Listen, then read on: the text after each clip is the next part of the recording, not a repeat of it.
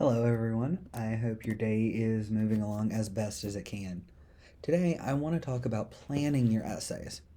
Now, I realize this isn't the most fun part of writing, so it's something that's frequently avoided.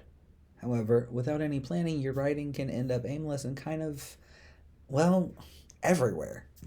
And that's not a good look. If your essay is everywhere, then it's difficult for anyone to really get your point. And the entire reason you wrote this thing is to get your point across. Regardless of the type of writing you're doing, argumentative, reflective, analytical, narrative, or some other kind, if you don't know what you're trying to get across to your audience, they aren't going to be able to get it. We all know that person who rambles on with no point or end in sight, and it's frustrating to hear not knowing where they're going. Don't be that person in your writing. So, with that said, let's get into this planning chat. Let's talk structure first. There are three basic parts to an essay: the introduction, the body, and the conclusion. Each has its own role to play, and if one is missing, the rest of the work suffers. So, a couple of general things to keep in mind here as you're planning each section. First, there is no rule that says you have to write the introduction to your essay at the beginning. Yes, this part appears first, but some people intentionally leave the writing of it for last. Think about it this way: it's easier to introduce your best friend to someone new than it is to introduce a stranger to that same person, right? Well, in the same way, it can be a lot simpler to write an introduction for the essay after you've written the rest of the document. At that point, you know what you're going to say because you already said it. So if you're stressing out about the introduction, just go straight into the body paragraphs and then come back to the intro later. No one will really know except for you, and that's okay.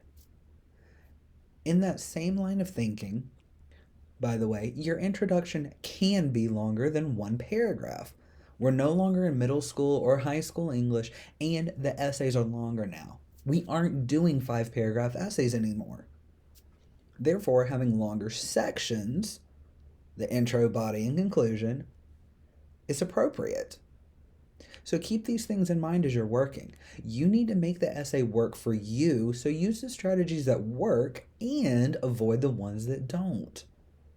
This is, by the way, part of the reason I do not assign outlines as something required for you to do during pre-writing. But that's another discussion. Go see my pre-writing strategies video for more on that topic. So let's talk more about intros themselves now.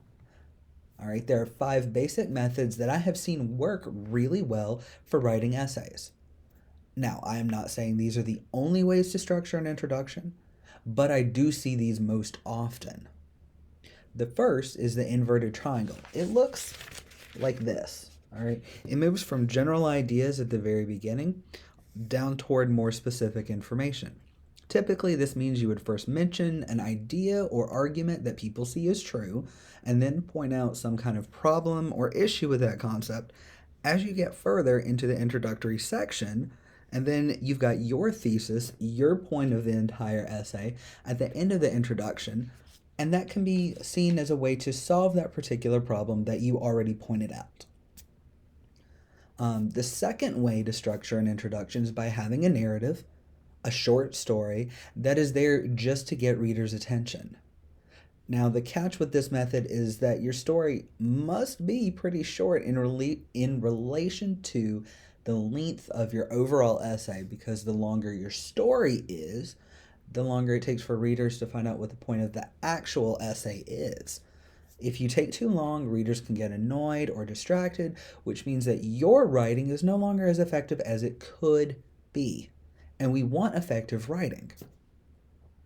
The third way that an introduction could begin is by stating a question. Many writers like this method as it draws readers in almost immediately by making them think about something that's related to their topic. You may have even used this method before yourself, hitting your readers with a "did you know?" or "have you ever thought about?" can be pretty fun. If you use this particular strategy, you have to answer your own question. If you do not do this, then your readers could be left unfulfilled and frustrated by the lack of answer. So, Just remember, if you ask a question, give the answer as well. The fourth way to do an introduction is probably my favorite. I call it surprise information. This points out part of the topic that is different from what readers might expect from the title or from what they already know or think they know. This information should be unlikely and unexpected somehow, but then your essay will show how accurate your claim or information really is. For instance, if I start off an essay by saying the city of Rocky Mount, North Carolina is more dangerous than New York City, I better be able to back that claim up. My essay has to explain in what way or ways Rocky Mount is so much more dangerous than one of the largest cities in the United States. By the way, this fact is accurate if you look at the murder rate per capita, which is per person. New York City's crimes are mostly non-violent. It's things like robbery. But Rocky Mount is literally deadly. So there's a fun fact for you. And the last method to structuring an introduction that I wanted to talk about is the gap in knowledge. This style of introduction says that your work will give people information that they need to have, but they probably do not have currently about your particular topic. This works really well for analysis-based essays since people tend to read that style of essay when they have some knowledge about a topic already, but they want or need more. Whichever method you use, you need to have your thesis statement be understood by your readers. You can do this in one of two ways. You can either state it straight out, which is called an explicit thesis statement. This typically includes phrases like, in this essay I will talk about, and therefore this essay focuses on. You may have even been taught that you must write this type of thesis statement. Well, while a thesis statement with a phrase like one of those is easier to find, it is not required in college writing and beyond. All right. Some people actually prefer to write what is called an implicit thesis statement. It does not use those phrases mentioned above, but it's still very clear what you're writing about. Either way, a well-written introduction will have several different paragraph topics embedded in it. What do I mean by this? Well, the ideas you will need to expand on should be in your introduction. In other words, think back to your topic. Why do you want to talk about that topic? What caught your eye about it? Each reason that you want to talk about this particular topic and the subtopics of it should link back to something that you said in your introduction. This helps keep your essay focused on one subject instead of wandering around. Many writers do this by using what is called the ABC method. It looks like this. A, your topic, should do B, whatever thing you want or don't want, because of C, some reason or reasons. Here's an example. Students should be able to pay their tuition monthly because it encourages responsible budgeting. Now, if your whole essay was structured around this idea, the A there would be students should be able to do B, pay their tuition monthly, because of C, it encourages responsible budgeting. Now, with that being the overall thesis statement for the entire essay, you could talk about why this matters to students, both now and in the long run. You could talk about why people need to learn how to budget. How would paying parts of tuition monthly help that? What does responsible budgeting look like anyway? Is being fiscally responsible a smart thing? And what is being fiscally responsible anyway? Each of those questions, and others like them, could then be the subject of one or two paragraphs. Before you know it, multiple pages have been written, and they all link back to that ABC method of thesis statement writing. So, from your introduction, you need to go into the body of your essay. Again, the ABC format will help with that. The body should be the largest part of your essay, about 80% of it, with the majority of your sources being discussed and cited here if you are required to use outside sources. Each paragraph needs a topic sentence. Again, stay on target. That links back to that thesis statement of the overall essay.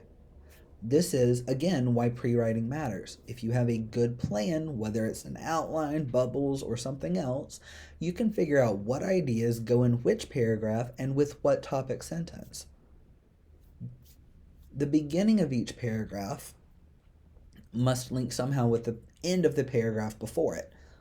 The order of things. This is usually done by having transition words. Therefore, also, on the other hand, number words, first, second, third, and so on, to keep your audience following along. This also helps you stay focused. If you said there are 3 reasons why people should go to football games, for instance, you should be able to find first, second, and third, or last, beginning some paragraphs in the body of your essay. Also, be willing to move those paragraphs around once they've been written. This is part of editing. It's a normal part of writing. Just because a paragraph sounds amazing, that doesn't mean it fits at the place where you wrote it originally. You also need to back up your points. Anytime you're required to use outside sources, work them in well. Give examples, cite data, and explain it. Don't just drop your sources in or throw a quote in somewhere random. Take the time to link what somebody else said with what you said. This is called source integration, and it's super important. Otherwise, it has the same effect as my 7-year-old randomly quoting some TV show that he saw whenever he saw it, because his sister and I just look at him and go, huh? We aren't in his brain, so we don't get it. We don't see that connection automatically. In the same way, readers are not in your brain. You need to explain the things, even when the connection makes perfect sense to you. Don't assume it will automatically make the same amount of sense to us. In that same vein, you may need to define some term or terms you've used, especially if they're not commonly used. You might also decide to do some kind of comparison or cause and effect style of explanation. Whatever you use, the goal is for you to make your point as clear as possible to your audience. When you're all done with the body of your essay, that's when the conclusion comes in. Sometimes it literally starts with, in conclusion, or in this essay I talked about. However, this type of phrasing is not necessary. It's not required. In fact, in some cases, it can actually take away from the overall flow of the work to tell your readers, in this essay I did X, Y, and Z. We don't typically end phone calls or emails that way, right? We want our readers to still care about our overall point and what, if anything, they could do about it. There are several ways to get readers to stay engaged. We can rephrase the introduction of the essay. This is the simplest method, and the one that we were probably, at least most, if not all of us, taught when we were younger. But it's far from the only way to do this. You can also challenge your readers to do something about the issue you raised. Could one of your readers solve it? A third thing is that some people like to give some kind of future scenario and explain how things could look if their solution were used. This particular method works best with argumentative writing, but it's an excellent strategy to be aware of. Other people will end their work with a quote from somebody else totally different. This tends to work best with speeches, but can be effective in an analytical work as well. You can also leave the audience with new questions that they could answer. I'm personally a big fan of this style because if I have people thinking already, why should I let them stop before I'm done thinking myself? It keeps everybody going. But whichever method you use to end your work, be aware that you do need to use one of them. You cannot just end without some kind of wrapping up. Otherwise, you leave everyone hanging on and expecting more. That's not the way to end a paper. I hope this has been helpful for you, and I wish you a wonderful day.